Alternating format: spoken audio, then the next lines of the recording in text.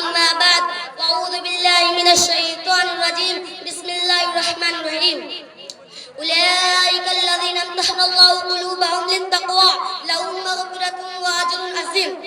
صدر محترم حکم صاحبان، آج کے اس سالانہ پروگرام میں میری تقریر کا عنوان ہے عظمت صحابہ، کہ وہ لوگ جن کے دلوں کو اللہ پاک نے تقوی کے لیے خالص کر دیا، ان کے لیے مغفرت کا اعلان اور اجر عظیم ہے. قرآن پاک ان کی تعریف میں رب اللسان ہے، جیسا کہ اللہ نے قرآن مجید میں جگہ جگہ ان کی تعریف فرمائی.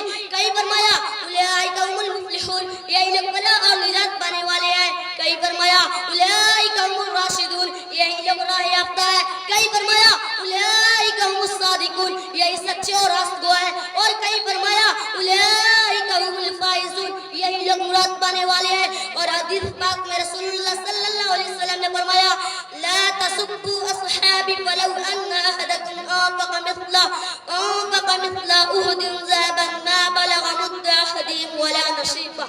میرے صحابہ کو غالی مت دو. اگر تم میں سے کوئی شخص احد پہاڑ کے برابر بھی سونا اللہ کی راہ میں خرچ کر ڈالے تو وہ صحابہ کرام کے ایک مد غلے کے برابر بھی نہیں ہو سکتا، اور نہ ان کے آدھے مد کے برابر. میرے بھائی اور دوستو، صحابہ کرام واجب الاحترام ہے. ان کا تذکرہ اچھائی کے ساتھ کرنا لازم اور ضروری ہے. یہ وہ صحابہ ہے جنہوں نے دین اور اسلام کے لیے اپنی زندگی وقف کر دی تھی. یہ وہ صحابہ ہے جنہوں نے ہمیشہ دنیا پر آخرت کو ترجیح دی. یہ وہ صحابہ ہے جن کی ناش کو فرشتوں نے غسل دیا. یہ وہ صحابہ ہے جو موت سے نہیں بلکہ موت ان سے ڈرتی تھی.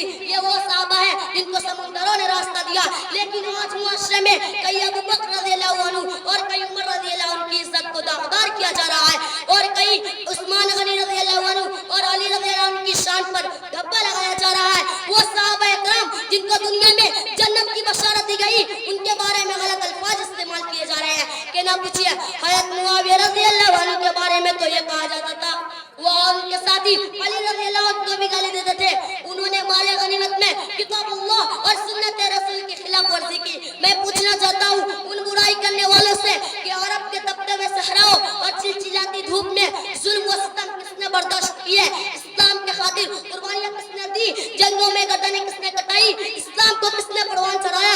حق اور صداقت کا پرچم کس نے لڑایا؟ باطل کے جھنڈے کو کس نے گرائے؟ پیٹ پر پتھر کس نے باندھا؟ فاقوں پر فاقہ کس نے کیا؟ میرے بھائی اور دوستو، یہ سب کا نام ہے صحابہ اکرام نے انجام دیا ہے، اور ایسے حیرت انگیز کا نام ہے جن کو تاریخ کبھی فراموش نہیں کر سکتی. صرف یہی نہیں میرے بھائیو، اللہ تعالیٰ فرماتا ہے رضی اللہ عنہم ورضوا عنہ، اللہ تعالیٰ ان سے راضی ہوا اور یہ اللہ سے راضی ہوئے. اللہ تعالیٰ کی رضامندی اور خوشنودی کا اعلان کر رہا ہے، اور فرمایا اعد لهم جنات تجری تحتها الانہار خالدین فیہا ابدا. اللہ نے ان کے لیے ایسے باغ مہیا کر رکھے ہیں جن کے نیچے نہریں جاری ہوگی، جن میں ہمیشہ رہنے والی ہوگی. یہ بڑی کامیابی ہے کہ ان کو جنت کا سرٹیفکیٹ اور سند دیا.